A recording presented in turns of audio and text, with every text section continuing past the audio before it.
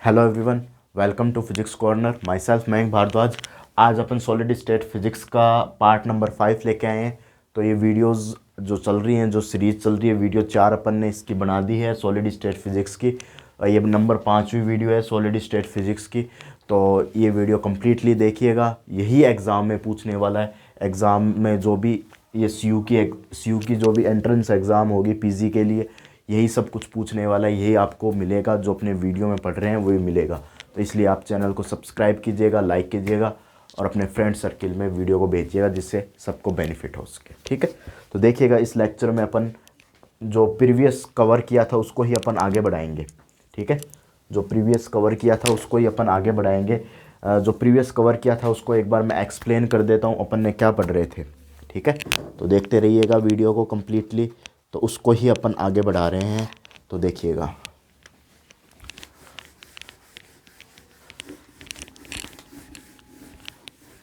देखिए, completely video देखिएगा। ठीक है, तो अपन पढ़ रहे थे कि सिंपल क्यूबिक स्ट्रक्चर पढ़ रहे थे। क्या पढ़ रहे थे प्रीवियस लेक्चर में? Simple cubic structure, simple cubic structure पढ़ रहे थे। ठीक है, इसके बारे में पढ़ा था कि ये प्रिमिटिव सेल होती है।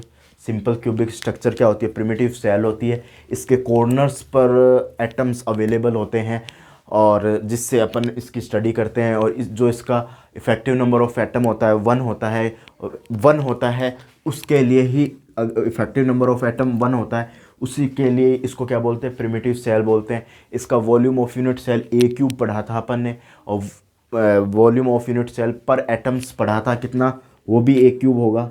A³ अपॉन क्या फॉर्मूला था उसका? A³ upon effective number of atom, effective number of atoms, effective number of atoms. और ultimately effective number of atom क्या था? 1 था। तो ये A³ इक्वल अपॉन 1, तो ये आपके पास A³ ही रह जाएगा। ये आपके पास अल्टीमेटली A³ ही रह जाएगा। इसके बारे में पढ़ा था। और इससे रिलेटेड अपन ने प्रिमिटिव वेक्टर्स पढ़े थे, और वॉल्यूम ऑफ प्रिमिटिव वेक्टर्स पढ़ा था। ये पढ़ा था वॉल्यूम ऑफ प्रिमिटिव वेक्टर्स। तो ये वॉल्यूम होता है प्रिमिटिव वेक्टर का, और इससे रिलेटेड अपन ने कुछ चर्चाएं की थी। ठीक है, और इसके बारे में अपन ने थोड़ा सा डिस्कशन किया था सिंपल क्यूबिक। और एक क्वेश्चन लिया था जो प्रीवियस एग्जाम में आया हुआ था। इसके लिए ये आप क्वेश्चन देख सकते हैं, इसका सॉल्यूशन देख सकते हैं प्रीवियस लेक्चर में। यहाँ पर एक एटम है, यहाँ पर एक एटम है, यहाँ पर एटम है, यहाँ पर एटम है, यहाँ पर एटम है, यहाँ पर एटम है, यहाँ पर एटम है, और यहाँ पर एटम है। तो इस स्ट्रक्चर के लिए अपन को इस स्ट्रक्चर के लिए पैकिंग फ्रैक्शन PF निकालना था। तो इसके लिए अपन ने PF की स्टडी की थी। PF किस तरीके से इस स्ट्रक्चर के लिए निकालते हैं, इसकी अब मैंने प्रीवियस लेक्चर में डिस्कशन किया था कम्प्लीटली। अब अपन आगे चलते हैं। ठीक है, कम्प्लीटली इसके लिए PF कैसे निकालते हैं, पैकिंग फ्रैक्शन किस तरीके से निकालते हैं, उसकी बात की थी। अब नेक्स्ट लेक्चर अपन स्टार्ट कर रहे हैं BCC, बॉडी सेंटर्ड क्यूब के बारे में थोड़ा सा अपन पढ़ रहे हैं। ठीक है, BCC बॉडी सेंटर्ड क्यूब के बारे में अपन थोड़ा सा डिस्कशन करेंगे। तो अपना पेन कॉपी निकाल लीजिए, और अब अपन डिस्कशन स्टार्ट करते हैं BCC का। BCC बॉडी सेंटर्ड क्यूब क्या था? इसकी फुल फॉर्म क्या होती है? Body centred cube, body centred cube. इसकी जो फुल फॉर्म होती है body centred cube, centred cube, body centred cube. और ये क्या होता है? एक नॉन प्रिमिटिव यूनिट सेल होती है। ये क्या होता है? एक नॉन प्रिमिटिव यूनिट सेल होती है। ये क्या होता है? एक नॉन प्रिमिटिव यूनिट सेल होती है। ठीक है, सबसे पहले इसका डिस्कशन करेंगे कि ये क्या होता है। एक नॉन प्रिमिटिव यूनिट सेल होती है। नॉन प्रिमिटिव यूनिट सेल क्या होती है? कोनों के अलावा, जो क्यूब के कोनों के अलावा अनदर प्लेस पर, अनदर जगह पर, दूसरी जगह पर भी आपके पास एटम अवेलेबल होंगे। तो उस ऐसी सेल, यूनिट सेल को क्या बोलते हैं? नॉन प्रिमिटिव यूनिट सेल बोलते हैं। तो सबसे पहले इसका डायग्राम देखते हैं। डायग्राम कैसे होता है इसका? ठीक है, डायग्राम देखिएगा। तो सबसे पहले इसका डायग्राम है, तो डायग्राम में कुछ ऐसे एटम होंगे, इसका स्ट्रक्चर कुछ ऐसी होगी, देखते जाइएगा। इसकी स्ट्रक्चर कुछ ऐसी होगी। ठीक है। इसकी स्ट्रक्चर का डिस्कशन कुछ ऐसा होगा, यहाँ पर एक एटम होगा, यहाँ पर एक एटम होगा, यहाँ पर एक एटम होगा, यहाँ पर एक एटम होगा, एक एटम यहाँ पर होगा, एक एटम यहाँ पर, एक एटम यहाँ पर, एक एटम यहाँ पर। तो कुछ स्ट्रक्चर ऐसा होगा, सिंपल क्यूब की तरह है कुछ ये वाली स्ट्रक्चर। तो ठीक है, सिंपल क्यूब वाली स्ट्रक्चर के तरह ही ये स्ट्रक्चर होगी, कुछ इस तरीके की स्ट्रक्चर होने वाली है। ठीक है, इस तरीके की आपके पास क्या होने वाली है, एक स्ट्रक्चर होने वाली। एक एटम आपके पास क्या होगा, एक बीच में होगा। एक एटम आपके पास क्या होगा, एक एटम बीचों बीच होगा। तो इफेक्टिव नंबर ऑफ एटम की बात करें, दूसरा पॉइंट होगा अपने पास। इसके लिए इफेक्टिव नंबर ऑफ एटम की बात करेंगे। इसके लिए किसकी बात करेंगे, इफेक्टिव नंबर ऑफ एटम्स की बात करेंगे। तो कितने होंगे इफेक्टिव, कॉर्नर्स पर क्या हो गए, 1/8 होगा डिस्ट्रीब्यूशन, 1/8 होगा। कॉर्नर्स के लिए कितना होगा डिस्ट्रीब्यूशन, 1/8 होगा। कितने एटम है कॉर्नर्स पर, 8 है। और ये मिडल में कितना है, एक एटम है, इसका डिस्ट्रीब्यूशन कितना है, 1 है। तो कितना हो जाएगा, 1 + 1, ये आपके पास 2 इसके लिए क्या हो जाएगा, 2 इसके लिए आपके पास हो जाएगा इफेक्टिव नंबर ऑफ एटम। ठीक है, इफेक्टिव नंबर ऑफ एटम इसके लिए कितना हो जाएगा, 2 ले लिया जाएगा। अब अपन बात करेंगे इसके लिए कोऑर्डिनेशन नंबर। दूसरा पॉइंट इसके लिए बात, तीसरा पॉइंट इसके लिए बात करेंगे coordination number. Coordination number, coordination number की बात करेंगे अब। ठीक है, कोऑर्डिनेशन नंबर क्या है, एक एटम को पकड़ लीजिए, उसके आसपास कितने एटम हैं, उससे थोड़ा सा दूर नहीं जाना है, उसके आसपास वो एटम, एक एटम को पकड़िएगा, उसके आसपास वो कितने एटम से घिरा हुआ है, उसके आसपास वो कितने एटम से घिरा हुआ है, वो एक एटम उसके आसपास कितने एटम से घिरा हुआ है, उसके नेबरहुड कितने एटम है, कितने नंबर ऑफ एटम है उसके नेबरहुड, वो क्या हो जाएगा आपके पास कोऑर्डिनेशन नंबर हो जाएगा। मैं ये ओरिजिन वाला एटम पकड़ता हूँ, ये ओरिजिन वाला एटम मैंने पकड़ा, इसके आसपास कितने एटम हो गए, 1 हो गया, 2 हो गया, 3 हो गया, 4 हो गया, 5 हो गया, 6 हो गया, 7 हो गया, 8 हो गया। तो इसके कोऑर्डिनेशन नंबर कितने हो जाएंगे, 8 हो जाएंगे। डेफिनेशन लिखाने की ज़रूरत नहीं है मेरे को, क्योंकि अपन सिंपल क्यूब में इसकी जो कोऑर्डिनेशन नंबर है, इसकी जो डेफिनेशन है, अपन सिंपल क्यूब में सीख चुके हैं कि सिंपल क्यूब में इसकी डेफिनेशन क्या थी। तो फिर भी लिखना चाहो तो लिख सकते हो, body centred atom touch all 8 corners atom. Body centred atom, body centred atom is touching to 8 corner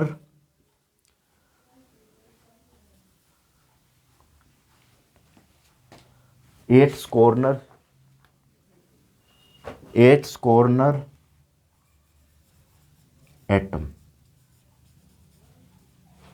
ठीक है, 8 एटम्स कॉर्नर, ये 8 एटम के कॉर्नर पर ये टच हो रहा है, तो ये कोऑर्डिनेशन नंबर 8 हो गया। और सब इसके बाद में अपन बात करते हैं एटॉमिक रेडियस। फोर्थ पॉइंट की बात करते हैं एटॉमिक रेडियस। तो एटॉमिक रेडियस कमेंट बॉक्स में बताइएगा कैसे निकालेंगे। एटॉमिक रेडियस कैसे निकालेंगे इसकी बात कीजिएगा, कमेंट बॉक्स में बताइएगा इसकी एटॉमिक रेडियस किस तरीके से निकालेंगे। एटॉमिक रेडियस इसकी कैसे निकालेंगे कमेंट बॉक्स में बताइएगा बिल्कुल। ठीक है, इस सेंटर एटम को अपन, बॉडी सेंटर्ड का मतलब क्या होता है, सेंटर एटम को इंक्लूड करना। बॉडी सेंटर मतलब बॉडी के सेंटर वाले एटम को अपन इंक्लूड करेंगे। तो उसको इंक्लूड कर कर अपन एक बनाते हैं, ये एक हो जाएगा, एक गोला यहाँ पर लेंगे, मतलब गोले का मतलब एटम है ये कंप्लीटली, एक गोला यहाँ पर लेंगे। ठीक है, इस तरीके से लेंगे। ये डिस्टेंस कितनी हो जाएगी यहाँ से यहाँ तक की 2r, ये डिस्टेंस कितनी हो जाएगी r, और ये डिस्टेंस कितनी हो जाएगी r। तो ये कितना हो जाएगा, ये डिस्टेंस कितनी हो जाएगी, लैटिस पैरामीटर, कौन सा parameter, lattice parameter. Lattice parameter हो जाएगा, ये भी ए डिस्टेंस हो जाएगी और ये ऊपर वाली भी ए डिस्टेंस हो जाएगी। तो क्या हो जाएगा, ए क्यू ए स्क्वायर कितने टाइम्स है, 3 टाइम्स है। पाइथागोरस लगाएंगे, ए 3 टाइम्स, और ये कितने टाइम्स है, 2r, ऊपर r और नीचे r, तो ये कितना हो जाएगा 4r²। और यहाँ से r² इक्वल टू कितना हो जाएगा, रूट ए अपॉन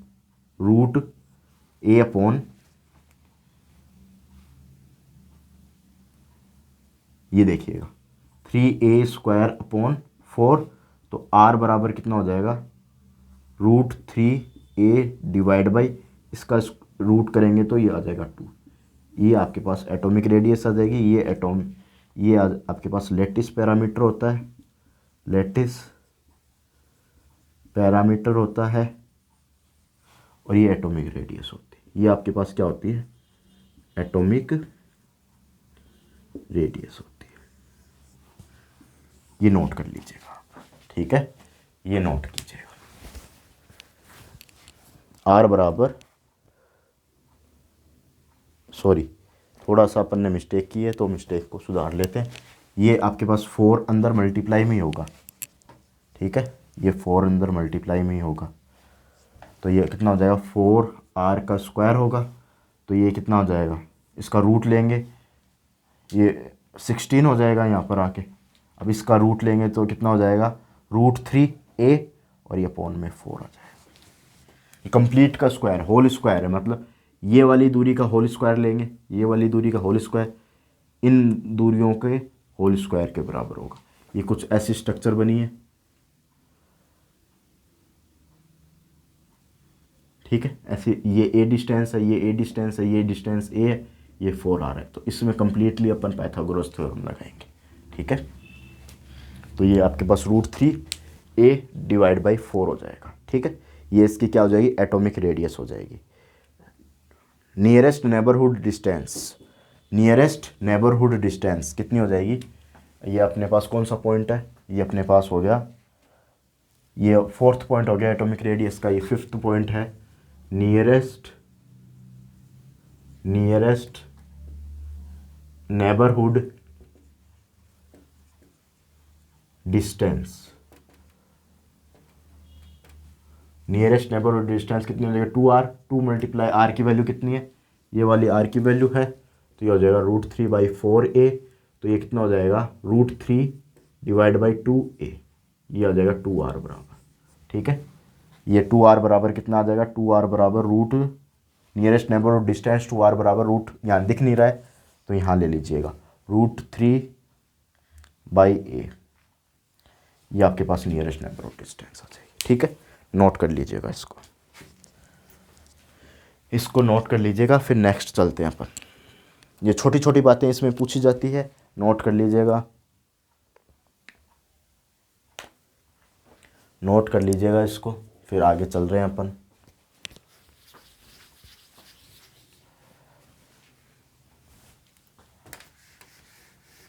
नेक्स्ट देखिएगा, ठीक है, नेक्स्ट पॉइंट देखिएगा,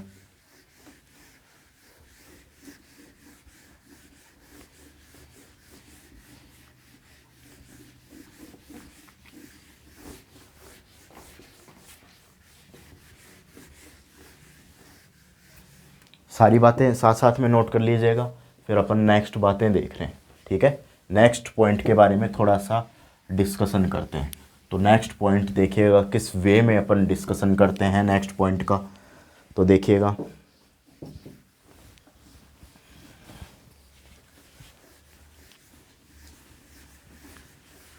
देखिए नेक्स्ट पॉइंट का डिस्कशन देखिएगा। वॉल्यूम ऑफ यूनिट सेल कितना नंबर पॉइंट है, 6 नंबर पॉइंट है, ठीक है, 6 नंबर पॉइंट है।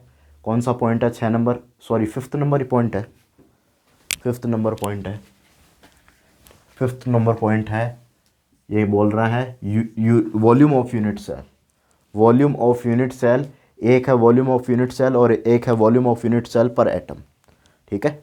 एक आपके पास वॉल्यूम ऑफ यूनिट सेल और एक है वॉल्यूम ऑफ यूनिट सेल, क्या है, एक वॉल्यूम ऑफ यूनिट सेल, और 6 नंबर पॉइंट है volume of unit cell per atom, ठीक है, पर एटम।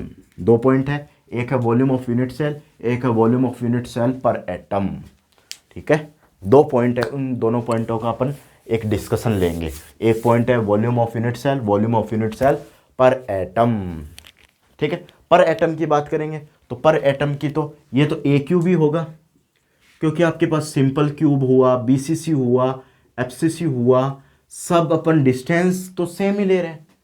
क्यूबिकली बॉडी है, ये कौन सी बॉडी है? क्यूबिकली, क्यूब की तो पार्ट है ये, क्यूब की तो पार्ट है ये। सिंपल क्यूब हो गया, बीसीसी हो गया, एफसीसी हो गया, ये किसके पार्ट है? एक क्यूब की तो पार्ट है, कोई अलग तो पार्ट है नहीं। ये क्यूब को ही एक तरीके से रिप्रेजेंट कर रहे हैं आपको, एक क्यूब को ही तो रिप्रेजेंट कर रहे हैं। तो ये आपके पास क्या हो जाएगा? वॉल्यूम ऑफ यूनिट सेल, ये तो सेम है, यानी ए क्यूब तो सेम, पर एटम है तो पर एटम की जगह क्या लिखेंगे? Effective number of atom. पर एटम की जगह क्या लिखेंगे? Effective number of atoms, effective number of atom. तो क्या हो जाएगा? ए क्यूब और इफेक्टिव नंबर ऑफ एटम कितना था? 2 था, तो ये आपके पास ए क्यूब डिवाइड बाई 2 हो जाएगा। सिंपल चीज़ें हैं, ठीक है, नोट कीजिएगा इसको। क्यूबिकल बॉडी और क्यूबिकल बॉडी की सारी भुजाएं, सारी जो भुजाएं साइड्स हैं, क्यूब में कितनी साइड्स होती हैं? 8 साइड होती हैं, सारी साइड ए के इक्वल है, सारी साइड क्या है आपके पास? ए के बराबर है। तो ये आपके पास जो पर एटम की जो इफेक्टिव नंबर ऑफ एटम होगा वो कितना लिया जाएगा?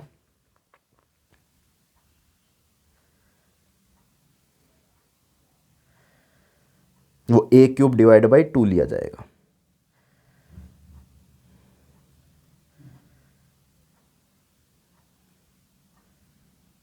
अब देखिए नेक्स्ट पॉइंट के बारे में डिस्कशन करते हैं। तो नेक्स्ट पॉइंट है अपने पास, देखिएगा, इंक भर ली थोड़ी सी अपन ने, ठीक है। अब नेक्स्ट पॉइंट के बारे में थोड़ा सा डिस्कशन लेते हैं। तो नेक्स्ट पॉइंट है volume of atoms in cell. इससे अब पैकिंग फ्रैक्शन का मामला चालू होगा। ये जो 7th पॉइंट है, इससे पैकिंग फ्रैक्शन का मामला चालू होगा। तो पैकिंग फ्रैक्शन का जो मामला है वो यहीं से अपन चालू करेंगे, ठीक है। तो 7th पॉइंट देखिएगा किस वे में अपन 7th पॉइंट को देखते हैं। तो देखते जाइएगा अपना पॉइंट किस वे में 7th पॉइंट देखते हैं, देखते जाइएगा, हमेशा की तरह देखते जाइएगा कि 7th पॉइंट को किस वे में देखते हैं अपन, ठीक है। तो देखिएगा, तो ये पॉइंट है, इसके बारे में डिस्कशन करते हैं। Volume of atoms in cell, 7th point है अपने पास, वॉल्यूम ऑफ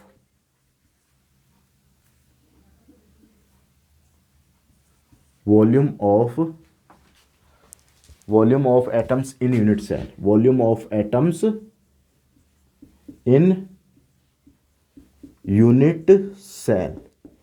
तो volume of atom in unit cell कितना हो जाएगा? इसके लिए लिखेंगे अपन effective number of atom. Effective number of atom की मल्टीप्लाई किससे करवाएंगे? वॉल्यूम से करवाएंगे। इफेक्टिव नंबर ऑफ एटम की मल्टीप्लाई किससे करवाएंगे? वॉल्यूम से कराएंगे। तो इफेक्टिव नंबर ऑफ एटम कितने हैं? 2। वॉल्यूम क्या होगा एटम्स का? वॉल्यूम ऑफ एटम है, वॉल्यूम का मतलब एटम का वॉल्यूम, ठीक है। वॉल्यूम का मतलब एटम का वॉल्यूम। आप यूनिट सेल का वॉल्यूम ना कंसिडर करें, डोंट, नोट लगा दीजिएगा, don't consider, do not consider here volume of unit cell, volume of unit cell, because finding out volume of atoms, volume of atoms, यहाँ पर find क्या कर रहे हैं अपन? वॉल्यूम ऑफ एटम्स को फाइंड कर रहे हैं, ठीक है। तो यहाँ से अपन लिखेंगे 8/3 पाई, आर की वैल्यू क्या निकाली थी अपन ने? √3a डिवाइड बाई 4 निकाला था। हाँ, ये तो निकाला था, समझ रहे हो बात को, ये निकाला था। तो ये हो जाएगा 8 पाई और ये इसकी वैल्यू कितनी हो जाएगी? 3 डिवाइड बाई 4, ये वैल्यू आ जाएगी 3 डिवाइड बाई 4 और ये a, ये क्यूब हो जाएगा। अब थोड़ा सॉल्व कर लीजिएगा, 8 पाई अपॉन 3 मल्टीप्लाई √3 अपॉन में 4 ए क्यूब। तो ये कितना हो जाएगा आपके पास, ये 3 से 2 टाइम्स कट गया तो ये आपके पास √3 आ जाएगा, और ये 1 टाइम्स कट गया, ये 2 टाइम्स कट गया, ये 2 टाइम्स कट गया, ये 1 टाइम कट गया, अपॉन में कितना आ जाएगा 2 × 4 8 पाई ए क्यूब, ये वॉल्यूम आ जाएगा आपके पास। ठीक है, इस तरीके का वॉल्यूम आ जाएगा √3 पाई ए क्यूब अपॉन 8, ये आपके पास वॉल्यूम आ जाएगा। अब नेक्स्ट निकालते हैं पैकिंग फ्रैक्शन। नेक्स्ट निकालते हैं अपन इसका पैकिंग फ्रैक्शन।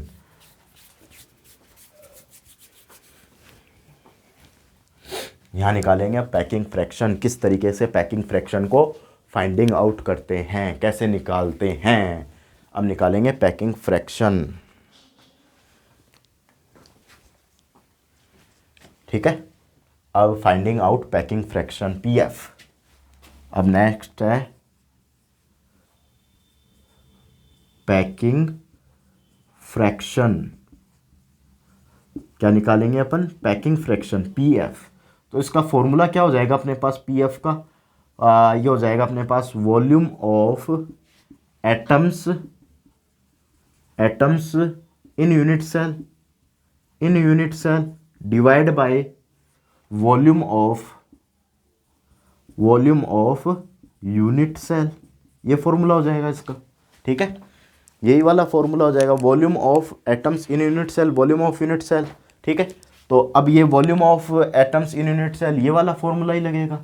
ठीक है, ये कहाँ पर है इसका, है ये पी एफ इक्वल टू कितना हो जाएगा √3 पाई अपॉन 8 ए क्यूब, और divide by volume of unit cell. तो वॉल्यूम ऑफ यूनिट सेल कितना था A3 था, ए क्यूब था, तो ये ए क्यूब हो जाएगा, तो ए क्यूब से ए क्यूब कैंसिल हो जाएगा, ये हो जाएगा √3 पाई अपॉन 8, ये वाली वैल्यू आ जाएगी। ठीक है, ये वाली वैल्यू आ जाएगी, और इसको रिजोल्व करेंगे तो पी एफ कितना आ जाएगा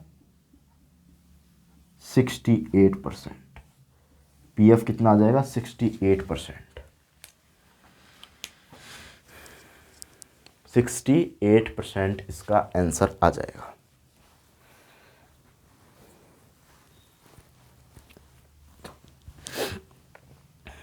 इसका 68% आ जाएगा। नेक्स्ट पॉइंट्स के बारे में अपन कल डिस्कशन करेंगे, आज मुझे थोड़ा सा काम है, तो नेक्स्ट पॉइंट अपन कल डिस्कशन करेंगे। ठीक है, इतना नोट कीजिएगा, फिर नेक्स्ट पॉइंट के बारे में बताऊंगा क्या डिस्कशन करेंगे अपन। ठीक है, प्रिमिटिव वेक्टर्स के बारे में डिस्कशन करेंगे, बीसीसी में प्रिमिटिव वेक्टर्स के बारे में डिस्कशन करेंगे। ठीक है, प्रिमिटिव वेक्टर्स के बारे में अपन बीसीसी में डिस्कशन करेंगे, नोट कीजिएगा इसको, फिर आगे के पॉइंट्स को मैं थोड़ा सा एक्सप्लेन करूँगा। प्रिमिटिव वेक्टर्स और प्रिमिटिव वेक्टर्स के वॉल्यूम के बारे में अपन डिस्कशन करेंगे। ठीक है, तो देखिएगा नेक्स्ट पॉइंट देखिएगा।